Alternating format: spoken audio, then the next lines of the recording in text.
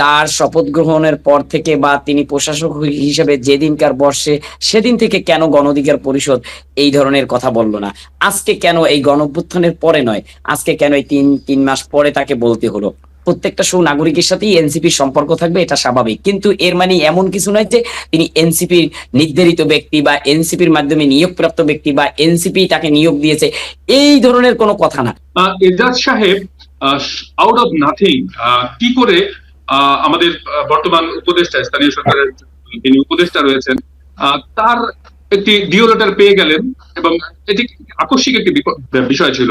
এই নিয়োগ প্রক্রিয়াগুলো নিয়ে যদি আমরা একটু স্বচ্ছ হতে পারতাম, আমরা যদি ধারাবাহিকতা রক্ষা করতে পারতাম, আমরা যদি এই যোগসূত্রগুলো নির্মাণ করতে পারতাম, তাহলে আজকের এই যে প্রশ্নগুলো ছিল, সেই প্রশ্নগুলো যিনি রফিক সাহেব যে প্রশ্নগুলো তুলেছেন, সেই প্রশ্নগুলো অনেক বেশি জোরালো হয়ে উঠতে পারতো। ঢাকা উত্তর সিটি কর্পোরেশনের যিনি প্রশাসক মোহাম্মদ এজাজ ৪৮ ঘন্টার মধ্যে তার অপসারণ ও গ্রেফতারের দাবি জানিয়েছে গণ অধিকার পরিষদ। দাবি বাস্তবায়িত না হলে আগামী শনিবার প্রধান উপদেষ্টার বাসভবন যমুনা ঘেরাওয়ের ঘোষণা দিয়েছে দলটি। একটু অভিযোগটা তুলে ধরি। ২০১৮ সাল পর্যন্ত ডিএনসিসি প্রশাসক এজাজ নিষিদ্ধ সংগঠন হিজবুত তাহরিরের সক্রিয় নেতা ছিলেন। শুধু নেতা বললে ভুল হবে, প্রথম সারির নেতা ছিলেন। হিজবুত তাহরির করার কারণে একাধিকবার তাকে গ্রেফতার করা হয়েছে। এরপর আওয়ামী লীগের সঙ্গে যোগসাজশ করে কারাগার থেকে বেরিয়ে আওয়ামী লীগে যোগ দেন। ২০২৩ সাল পর্যন্ত তিনি আওয়ামী লীগ করেছেন, এই হলো তার বিরুদ্ধে অভিযোগ। এই বিষয়ে আপনি কি বলবেন?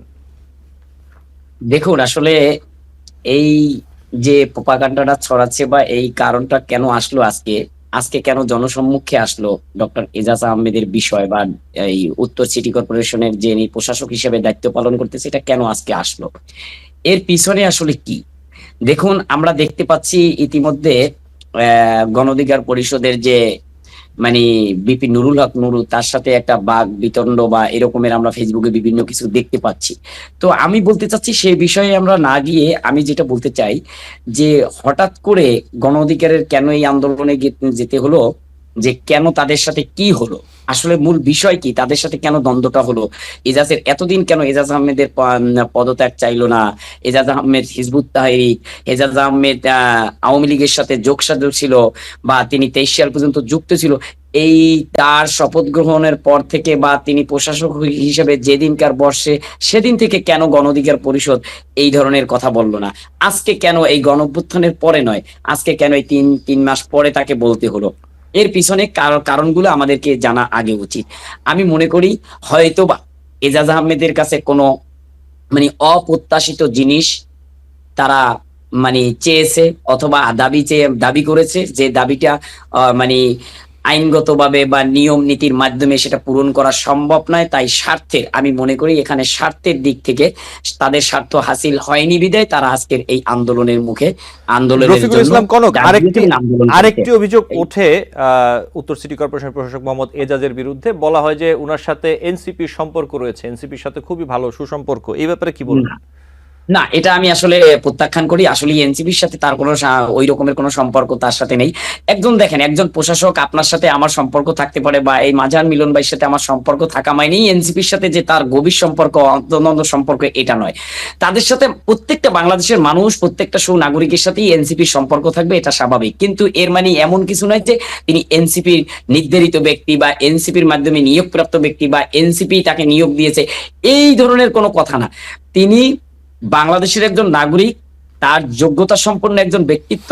তিনি ওই যেখানে আছে উত্তরের প্রশাসক হিসেবে, তিনি তার যোগ্য হিসেবে তিনি ওখানে তার সে মূল্যায়িত হয়েছে। কারণ আপনি দেখবেন, শুধু এজাজ আহমেদ কেন, এখন যদি মনে করেন যে এই যে আমাদের, আপনি যে স্থানে আছেন আপনার যোগ্যতার জন্যই আপনি ওই স্থানে আছেন। আজকে আমাদের মাজার মিলন ভাই যে সিনিয়র সাংবাদিক হয়েছে, তার যোগ্যতার বলেই সিনিয়র সাংবাদিক হয়েছে। আজকে প্রত্যেকটা জায়গায় যোগ্যতার বলেই আসে।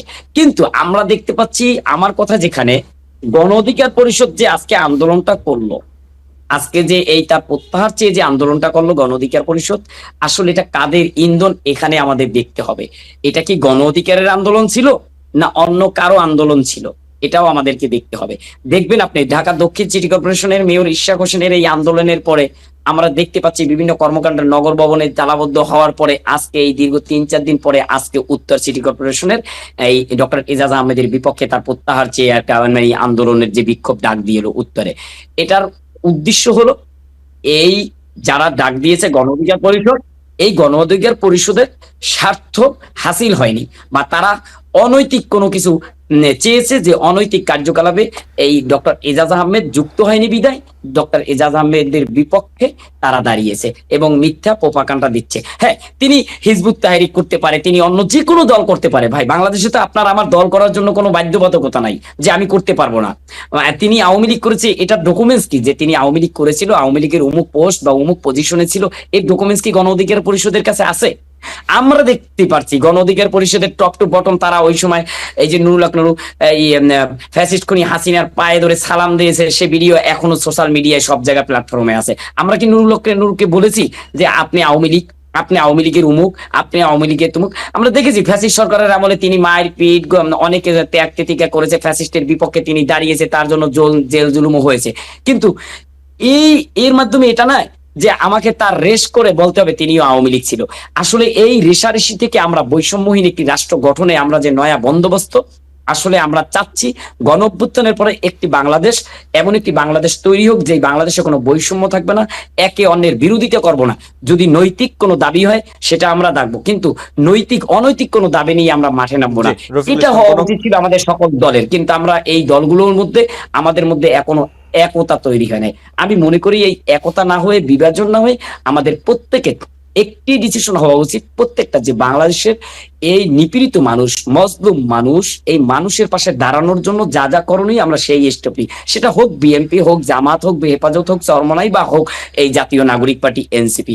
আমি এনসিপির সদস্য হিসেবে যে আমি এনসিপির কথা বলবো সবসময় তা নয়, নৈতিক যে কথাগুলো আমি সেটাই বলতে চাই। জি, রফিকুল ইসলাম কনক, আপনাকে ধন্যবাদ। আবারও আপনার কাছে আসবো নিশ্চয়ই। মাজার মিলন, একই বিষয়, ঢাকা উত্তর সিটি কর্পোরেশনের প্রশাসক মোহাম্মদ এজাজকে নিয়ে যা চলছে, কি বলবেন আপনি? দেখুন,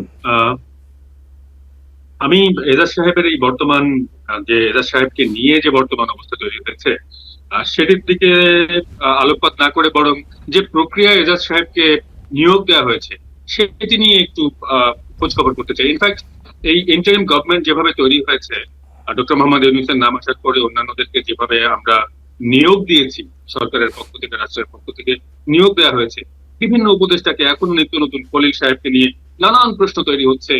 তিনি কোথায় ছিলেন, কি করতেন, তার অতীত, তার নাগরিকত্ব, এগুলো নিয়ে প্রশ্ন উঠছে। সুতরাং আমরা নিয়োগ দেওয়ার ক্ষেত্রে আসলে কোন প্রক্রিয়া অনুসরণ করছি সেটি খুব বড় একটা ব্যাপার। এজাজ সাহেব আউট অফ নাথিং কি করে আমাদের বর্তমান উপদেষ্টা, স্থানীয় সরকারের যিনি উপদেষ্টা রয়েছেন, তার একটি ডিও লেটার পেয়ে গেলেন, এবং এটি আকস্মিক একটি বিষয় ছিল। আমরা এজাজ আহমেদ সাহেবকে দীর্ঘদিন ধরেই চিনি, কারণ আমি পরিবেশ বিষয়ক সাংবাদিকতা করতে গিয়ে এজাজ সাহেব যেহেতু নদী নিয়ে অনেক কাজ করেছেন, নদী নিয়ে অনেক তার গবেষণা রয়েছে, তার প্রতিষ্ঠান রিভার এন্ড পিপল অনেকগুলো কাজকর্ম করেছে, সেই জায়গা থেকে এজাজ সাহেবের সাথে আমাদের পরিচয় ছিল, কিংবা এজাজ সাহেব সম্পর্কে আমরা খানিকটা জানি। কিন্তু ঢাকা উত্তরের মেয়র হিসেবে, জি মাজার মিলন, আপনাকে শুনতে পাচ্ছি। জি, ঢাকা উত্তরের মেয়র হিসেবে তিনি মানে মানে আউট অফ নাথিং থেকে এলেন, সেটি আমার বোঝায় আসেনি। সুতরাং এই নিয়োগ প্রক্রিয়াগুলো নিয়ে যদি আমরা একটু স্বচ্ছ হতে পারতাম, আমরা যদি ধারাবাহিকতা রক্ষা করতে পারতাম, আমরা যদি এই যোগসূত্রগুলো নির্মাণ করতে পারতাম, তাহলে আজকের এই যে প্রশ্নগুলো ছিল, সেই প্রশ্নগুলো, যিনি রফিক সাহেব যে প্রশ্নগুলো তুলেছেন, সেই প্রশ্নগুলো অনেক বেশি জোরালো হয়ে উঠতে পারতো, যে কাদের সাথে সম্পর্ক, কাদের সাথে সম্পর্ক না, সেই বিষয়গুলো নিশ্চয়ই আগে একটুখানি খতিয়ে দেখার দরকার ছিল, এবং কেন তাকে এই পদে নিয়োগ দেওয়া হচ্ছে সেটিও ক্লিয়ার করার দরকার ছিল। সেই জায়গাটাতে আমার মনে হয় যে ঘাটতি রয়ে গেছে, সেই ঘাটতিগুলো এখনো আসলে এই প্রক্রিয়া অনুসরণ করা হচ্ছে। দ্বিতীয় যে প্রসঙ্গটি আসে এজাজ সাহেব সম্পর্কে, আজকে হঠাৎ করে কেন এই বিষয়টি আসলো? আসলে কোনো একটি আন্দোলন কিংবা কোনো একটি বিষয় যখন সূচিত হয়, তখন আসলে পারিপার্শ্বিক অনেকগুলো বিষয় সেটির রেস ধরে চলতে থাকে। আজকে দেখুন, আজকে ঢাকায় সারা দেশ বা সারা ঢাকা জুড়ে যতগুলো আন্দোলন হয়েছে, আন্দোলনের মৌসুম চলছে। এই আন্দোলনগুলো অনেকগুলোই ন্যায্য, অনেকগুলোই অন্যায্য, অনেকগুলোই হচ্ছে যে কিছু মানুষের গোষ্ঠীগত কিছু ইস্যু আছে। সারা বাংলাদেশ কেন্দ্রে কিংবা বাংলাদেশের নাগরিক সমাজের কিংবা বাংলাদেশ রাষ্ট্রের কোনো গুণগত পরিবর্তনের কোনো আন্দোলন কিন্তু চলছে না। এই আন্দোলনগুলোর যৌক্তিকতা নিয়ে নিশ্চয়ই প্রশ্ন রয়েছে। আবার এটিও ঠিক যে আমি রফিক সাহেবকে অনুরোধ করব, তিনি তরুণ একজন নেতা, নিশ্চয়ই ভবিষ্যতে রাজনীতির পথে তাকে অনেক দূর এগিয়ে নিয়ে যাবে তার এই নেতৃত্ব, তার এই বিচক্ষণতা, সেটি আশা করি। কিন্তু তারপরেও তাকে একটুখানি যদি পরামর্শ দিতে চাই, আমি তার সিনিয়রই হবার কথা, যে দেখুন, আপনি যখন কোনো বক্তব্য রাখবেন যে এজাজ সাহেবের কাছে কোনো অনৈতিক আবদার ছিল কিনা কারো, সেটির পরিপ্রেক্ষিতে এসেছে কিনা, সেই বিষয়ে সুনির্দিষ্ট কোনো তথ্য না থাকলে এই ধরনের মন্তব্য আসলে একটি রাজনৈতিক দলকে নিয়ে করাটা ঠিক সমীচীন না, অন্তত আমার দৃষ্টিতে, সাংবাদিকতার দৃষ্টিতে সমীচীন না। আপনি রাজনৈতিক নেতা হিসেবেও আপনার কাছে সমীচীন না হওয়াই উচিত বলে আমরা মনে করি। কারণ যদি প্রকৃত কোনো তথ্য, এরকম কোনো তথ্য থেকে থাকে, আপনি যদি এজাজ সাহেবের কাছে শুনতে পেতেন কিংবা কোনোখানে যদি তথ্য আসতো যে গণ অধিকার পরিষদ কোনো অন্যায্য দাবি করেছে কিংবা অন্যায্য আবদার তুলেছে যেটি কিনা পূরণ হয়নি, সে কারণে তারা মাঠে এসেছে, এরকম সুনির্দিষ্ট তথ্য থাকলে আপনি এটি বলতে পারেন। কিন্তু একটি সম্ভাবনার উপর নির্ভর করে কিংবা হতে পারে এরকম কোন তথ্য দিয়ে আসলে কোন একটি রাজনৈতিক দলকে মূল্যায়ন না করাই উচিত হবে। আর যে আন্দোলনগুলো চলছে সেই আন্দোলনের যৌক্তিকতা থেকেও বড় প্রশ্ন হচ্ছে যে রাজনৈতিক দৃষ্টিকোণ থেকে করা হচ্ছে। নির্বাচন নিয়ে নতুন ধরনের, আপনি নিশ্চয়ই এরপরে প্রশ্নে আসবেন জি মাজার মিলন, আমরা এই বিষয়টা নিয়ে ঠিক আলোচনা করব আপনার সাথে। সরকারকে একটি স্থিতিশীল অবস্থায় রাখা না রাখার একটি রাজনৈতিক কৌশল আসলে খাটানো হচ্ছে কিনা, সেই বিষয়টি আসলে নতুন করে ভাবার আছে।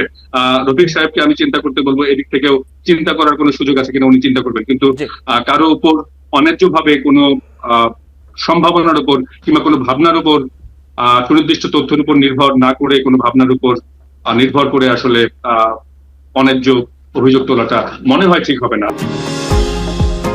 নিউ ইয়র্ক থেকে সম্প্রচারিত TVN 24 টেলিভিশন, বিশ্বজুড়ে বাঙালির কণ্ঠস্বর।